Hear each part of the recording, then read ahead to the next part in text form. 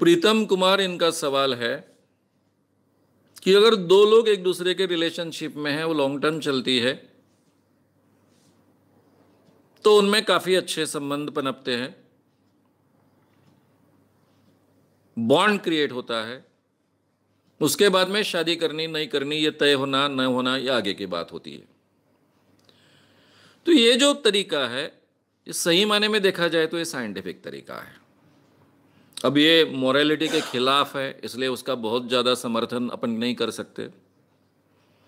लेकिन हमारे ही देश में, आदिम समाज में ये प्रक्रिया अमल में लाई जाती है। उसका उदाहरण मैंने आपके सामने रखा। माड़िया में ये प्रक्रिया अमल में लाई जाती है, क्योंकि एक दूसरे के लिए दो व्यक्ति कॉम्पैटिबल है कि नहीं, ये कब पता चलेगा? जब एक दूसरे के साथ में रिलेशन आएगा तब। उसके पहले तो पता चलना मुश्किल है। एक केवल, यानी इसमें इतनी बातें महत्व का रोल प्ले करती है कि शरीर से जो भी पसीना आता है, हर एक के शरीर को एक विशिष्ट बास होती है। और हमारी जो 5 इंद्रियां हैं, केवल हम देखकर नहीं, केवल सुनकर नहीं, केवल स्पर्श कर कर नहीं, तो बास के जरिए भी हमारा रोमांटिसिज्म जागृत होता है। यह हमें पता ही नहीं होता है, उसके बारे में हमने कभी सोचा भी नहीं होता है। तो ये सभी बातें एक दूसरे के आकर्षण में एक महत्व का रोल प्ले करती है।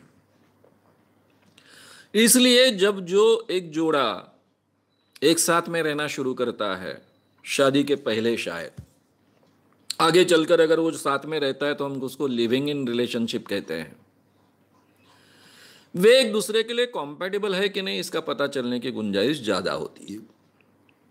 लेकिन उसमें दूसरा भी डेंजर है। समझो पति को पता चल गया कि नहीं भाई, इतना कॉम्पैटिबल नहीं है, लेकिन पत्नी को लगता है वी आर वेरी कॉम्पैटिबल, और पत्नी बहुत प्रेम करती है, यानी पत्नी बन चुकी नहीं है अभी, मित्र है। उस अवस्था में अगर लड़का निर्णय लेता है छोड़ने का, तो उसको तो सभी तकलीफें सहन करनी है, बदनामी इस समाज में सहन करनी है।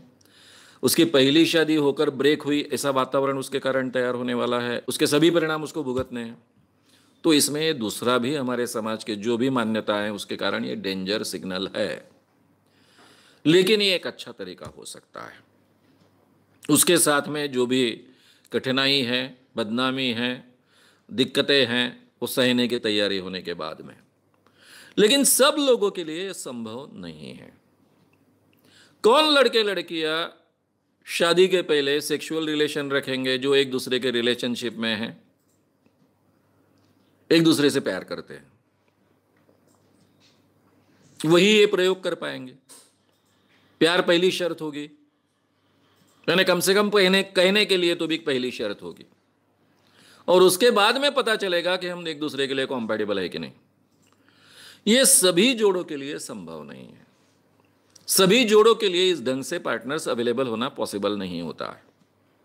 इसलिए उनको परंपरागत तरीके से जाना पड़ेगा, ढूंढना पड़ेगा। और ढूंढने के बाद में अगर परंपरागत तरीके से एक दूसरे के साथ में शादी तय करते हैं, तो उसमें ये कॉम्पैटिबिलिटी देखना बहुत मुश्किल की बात हो जाती है। और मेरे जैसा कितना भी प्रोग्रेसिव व्यक्ति हो, वो भी ये सलाह नहीं दे सकता कि पहले आप कॉम्पैटिबल है कि नहीं सेक्स करके देखिए और बाद में आप शादी कीजिए। तो इसलिए वहाँ भी एक आपको प्रयोग करना ही है। अगर आपको पता चले कि कॉम्पैटिबल नहीं है, तो आपको दूसरे रिलेशन में जाना पड़ेगा। यहाँ भी शादी कर लिए और बाद में पता चला कि हम एक दूसरे के लिए बिल्कुल कॉम्पैटिबल नहीं है, हमने अलग होना चाहिए, तो शायद हमको अलग होना पड़ेगा। तो दोनों तरफ इक्वल रिस्क है। अपने अपने अनुसार जैसे हमको हमारा समाज अलाउ करता है, हम किस कैटेगरी से हैं, कौन से गांव में हैं, ये भी महत्व का है। आप पुणे बम्बई में हो तो ये प्रयोग कर सकते हो, छोटे गांव में है तो ये प्रयोग नहीं करना संभव होगा, वो तो असंभव होगा, लोग मारने को दौड़ेंगे, यहाँ तक बात आ जाएगी। तो जहाँ तक हमें सोसाइटी अलाउ कर सकती है, हम किस तबके से आए हैं, कौन से फैमिली से आए हैं, हमारे फैमिली की विचारधारा क्या है, हमारे मित्रों की विचारधारा क्या है, इसके आधार पर ये प्रयोग हो सकते हैं। मैं इतना ही कहूँगा कि दोनों तरफ रिस्क है, दोनों तरीके में कुछ फ़ायदे हैं, कुछ नुकसान हैं, और आखिरी में शादी, ये तो एक प्रयोग है, उसके लिए रिस्क लेनी ही पड़ती है, ये उसी का एक हिस्सा है।